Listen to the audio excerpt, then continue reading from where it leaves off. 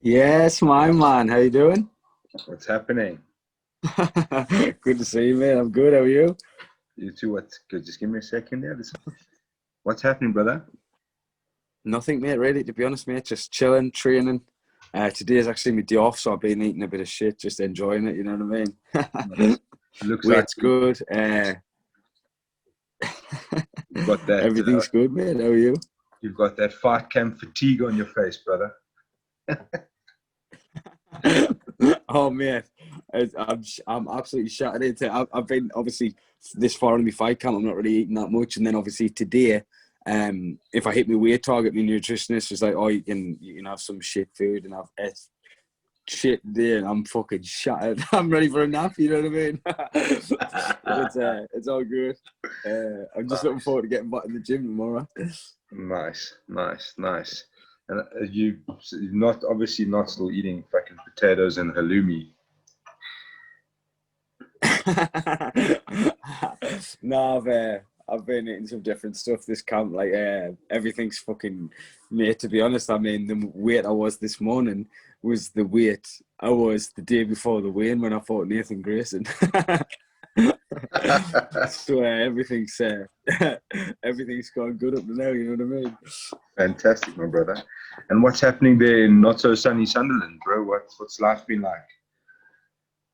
Hey, it's been all right, mate. To be honest, I mean it's mad. I mean some people are kind of like obviously like feeling the way I am and just want to just get on with their lives, and then some people are still like in complete like like terrified. You know what I mean? Like some Yeah, people are proper closed off. So it's weird. It's like a mad mix of people, but it's affecting everything else because like some places is trying to open up and other places are still shutting down and stuff like that. And they're talking about doing another lockdown here and stuff like that. And it's like it's no, ridiculous, mate. So that's it's a funny crazy, one. man. That's I crazy, just want crazy, to train crazy. and just get on with your life. What's it How like long? out there? Yeah, it's things are definitely easing up here. They've actually just Good. announced us moving to level one of our lockdown, like just before we started this, which is good news, you know. And they've just actually opened up our international borders, so there's like limited international flights in and out, which is massive, especially for like our fighters and stuff that can maybe start racking up Yeah, some international fights because a couple of guys have missed a few opportunities with Abu Dhabi and stuff because it's fucking so close to South Africa. So yeah, man. yeah. Hopefully the start of good things for us, man. That's good to see, mate. I hope it does. You know what I mean? It's a shame to see like how the South African MMA kind of started to blow up a bit, didn't it? And then obviously this has came and kind of freaking put a halt to it all. And it's a shame to see because there is so many good fighters about to come out of there and make names for themselves. You know, so it's hope the sooner the better for everyone. Yeah, it's a double-edged sword because the EFC has kind of been. I mean, they were financially in a bit of trouble before this, you know, and I mean, as you're about to experience it, it takes a lot of work to put on a show during this time. Mm-hmm. So the EFC is kind of still trying to figure that out, and then at the same time, like you say, all the kind of international sort of people that were coming out here, that's like stopped dead in its tracks. So it's causing quite a few problems for the MMA scene here. And on top of that, the guys that are signed for international promotions just can't get out, man. They've been stuck here. You know, some of the guys have been offered debut opportunities, and I know Don said he was offered a couple of fights, but couldn't take them up. So yeah, man, it's been a bit hectic. It's an absolute nightmare. Obviously, I seen the thing with JP in the contender series as well, stuff like that, man. It's a nightmare, isn't it, mate? Yeah, man, that South Shit, African man. passport can cause you some trouble, dude. It's a curse, man. Yeah, so poor old JP's, yeah, he got there, but obviously COVID messed up with his visa timing and that. So Yeah. it's a weird setup in the States. Like you can only, so if you've got a work visa for fighting, like if you're going to fight in the UFC in the States, you can only make money from fighting. Like you can't do other stuff. You can't coach people in that. So the visas are Huh? like super complicated, man. Yeah. So Yeah. My it's friend actually had a bit of trouble with that. A guy I know, he's jiu-jitsu coach. Actually, he's got a really successful gym, and he's just had a lot of trouble with that. He was meant to be coaching, obviously going out to coach people for Polaris and doing other stuff and traveling from Ireland, and he went back to America, and they basically got onto him because he was doing a couple of seminars when he was out there, just to fund his trip a little bit, and they've classed that as earning and said it was trying to like to tax avoid and stuff like that. So he's been hammered by it. It's crazy, man. It's just unjust. You know what I mean? I mean, you get buttons from doing what we do anyway, and then they kill us for taxing and sting us that way. You know what I mean? It's a nightmare, but it's just a shame. Like it's an absolute pain in the ass, to be honest. Bro, just while we were talking here, I just went to go find something for you. Can you see that? Wait, is that a throwback or what? Yeah, I was just thinking about this picture now. I stumbled across it on Instagram. Mate, you need to send me that now so I can put it back on my Instagram now. I'm going to re-put it up now. I want to put that back on now. I want to re-upload it. The Kings of Africa. Mate, I love it. I love it. I'm going to put that back on now. Oh, it's so good. It's so good. Oh, man. What's that like? That's going to be a pretty interesting dynamic. You and your coach Fisher are now signed to the same organization. Mate, I'm guessing they're going to announce it soon anyway, but here's an even better one for you. From day one of me starting MMA and realizing I was going to fight in MMA, I always said I would love to fight on the same card as Fisher, you know what I mean? And basically now that I'm main eventing this Milan card, and Fisher's got a fight on the undercard of it as well. So Fisher's going to be on that card, right? So we're going to get out there and be a couple of kings of Milan, you know what I mean? I hope you kept your African outfits that you can rock to the weigh-ins. Man, I've still got the elephant pants, and I've still got the orange outfit as well. Could never get rid of them, mate. Fantastic. That's gonna be a pretty weird setup, eh? Coach and fighter walking out different times. That's gonna be interesting. It's gonna be a mad one, but I'm looking forward to it. Like, obviously, hopefully his fight goes well. You know what I mean? Win, lose or draw. Hopefully everything comes out all right, no injuries, and he can come upstairs and then help me get ready for mine later in the night. It's gonna be good. Nice. And have they given you any like indication of what the setup's going to be like in Milan? Obviously, it's going to be testing, and once you're in the area, you kind of got to stay in that area. Have they briefed you at all, or how it's yeah. They're calling it the Bellator bubble, and once they've basically I've told them, cornermen, they've signed them off. So when we go, we have to fly. We'll get tested when we land. We'll get took to the hotel, and then we're not inside our little whatever's coordinates. We're not allowed to see anybody outside of that. Everybody who's going to be in that vicinity is being tested, and anyone who goes outside of that, if they breach it and say they contract it when they've been obviously the off the card and stuff like that. So you've got to be super sensible. We've just got to. There's a good little squad of us going out. You know, we're all training with. There's a few of us going out, so we've got some good, obviously, training partners and stuff to drill with while we're there. So it's going to be sweet. And it's funny, there's a few different gyms who are also on the card who we've went and sparred and stuff like that many times. So we've got a good range of different bodies and stuff like that. So it's not going to be any different, to be honest, mate. It's just staying inside that's going to be the pain in the arse, really. And do you, like, for yourself personally, do you have to sit and think, now, obviously, you're moving around a little bit, you know, you do some jits somewhere and do your main work, obviously, with Fisher. Mm-hmm. Do you worry about your day-to-day interactions that you might pick up a positive test along the way, and that's a bit of a danger at the moment? Yeah, I mean, obviously, like, it's funny because, like, obviously, I know Corona's a real thing and stuff like that, but it's like, touch wood. I mean, I'm still yet to see anybody who's had it, or every case we've heard of here, it's always been somebody's friggin' great auntie who's 200 mile away, you know what I mean? And it's like, I've never heard anyone who I actually know who's had it or anything like that. And it's like, I don't know, man. I'm trying to be. I mean, I just didn't really believe in it at the start, and then obviously I knew it's serious and people dying and stuff like that. So now I'm going to the gym. Obviously, there's people there, but aside from that, I'm just trying to keep in my own little bubble. You know what I mean? To be honest, not much has changed for me in this lockdown. I'm a big weirdo anyway. You know what I mean? I train and then I do my own shit. I just like getting blazed and watching fights. That's pretty much my life, to be honest. So when the lockdown came, I was like, wait, this suits me down to the ground, really. Aside from the gym, I'm like, this is sweet. Yeah, well, the only difference was you had to wear a mask to pop down to the grocery store. Exactly, that's it, man. You know, so aside from that, it's been sweet, mate. It's crazy, and obviously it's the fight that Europe's been waiting for, and I suppose most of the MMA world that's been tuning in. Like, how is it starting to sink in, starting to feel a bit more real now? Like, this is finally here. Touch wood, nothing's going to go wrong, and let's get it on and move on to the next thing. Yeah, definitely, mate. I mean, like, every time it's been scheduled, I've prepared and I've pushed myself, and I've believed at the time, like, I'm definitely at the stage where I'm ready for this fight and stuff like that. But like this time round, I'm a whole different fighter, mate.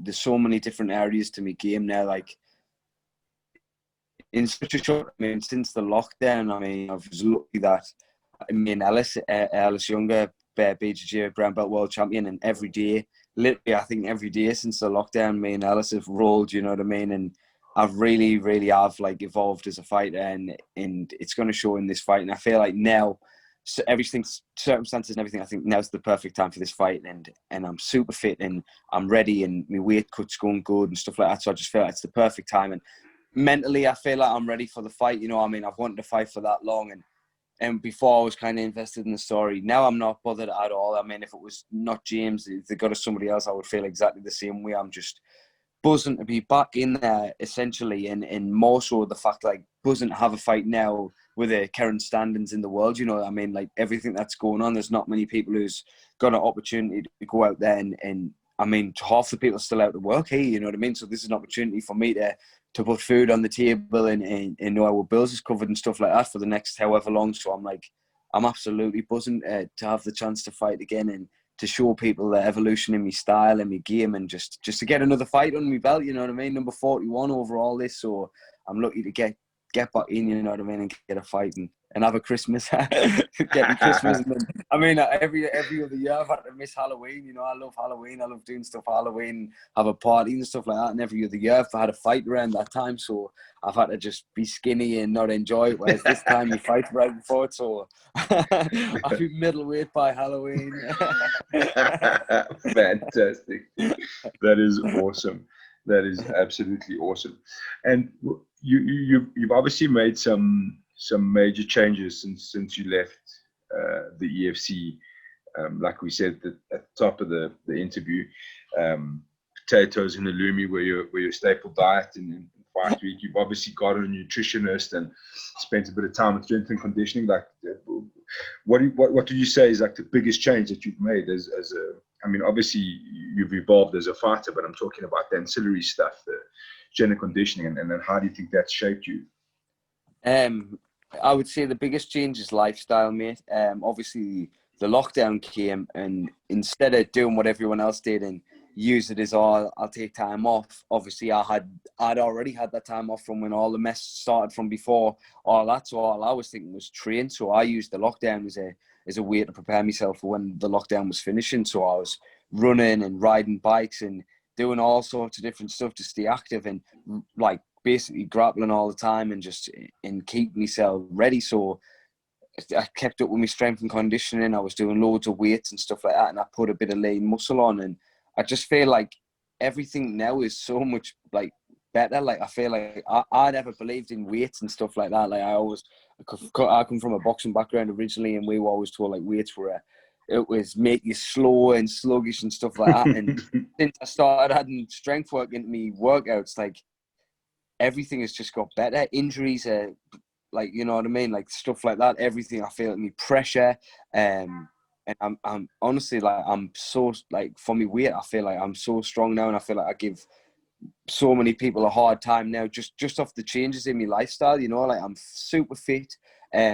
most days, like, I never believed like I would ever be able to train 3 times a day. I thought that was just a bullshit thing that people said. But I have a hard session on the morning. I tailor me meals around when I train now. So Hannah will cook us me stuff that my nutritionist will tell us to have. I'll eat that at a set time before I train, so I've got the energy for that session.